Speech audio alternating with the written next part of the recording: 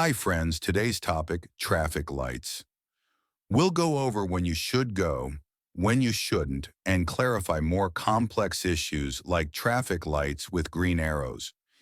If you find this video helpful, please give it a like and let us know in the comments whether it was useful. As we know, traffic lights have red, green, and yellow signals. Typically, when a traffic light is functioning, the yellow light flashes for a few seconds before switching to green or red.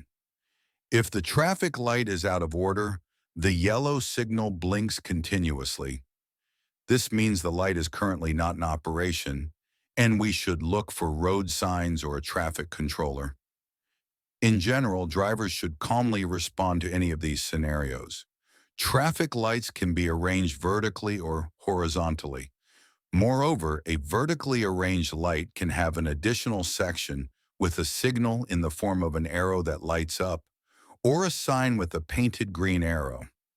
Ever since kindergarten, we know that green means go and red means stop. So everything seems clear and simple. However, things can get confusing when the light includes additional sections. In such cases, remember the following. If there's a green arrow lit up alongside a red light, it's as if road signs like yield, right turn only, and lane directions were in place instead of the traffic light. In other words, the turn must be made from a specially designated lane. If you're in the far right lane and a green arrow appears next to a red light, you are required to yield to those with the right of way and make a right turn. Going in any other direction is prohibited in this case. Road signs should not be difficult to interpret. You don't need to know their exact names. The main thing is to understand what action is required. So try to translate all this from the language of definitions into the language of actions. For example, if I see the main road sign, it simply means I can proceed. It may seem trivial, but in practice, people often get confused here. So in this example, if you're in the far right lane and a green arrow appears next to a red light, you're required to yield to those with the right of way and turn right. Any other direction is prohibited. Just like the previous case with a green arrow signal, a sign with a painted green arrow allows a right turn at a red light as long as it doesn't interfere with other road users.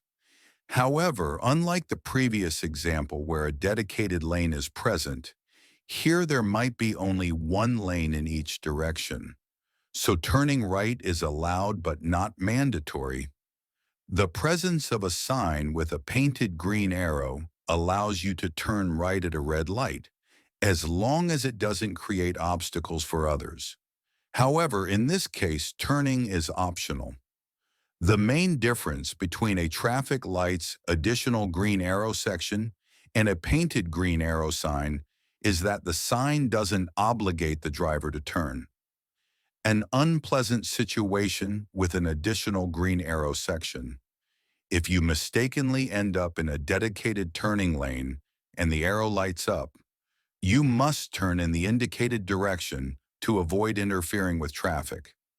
Then somewhere ahead, you'll have to find a place to turn around or reroute. A painted arrow, on the other hand, simply allows you to turn. If it doesn't suit your route, you can stay put.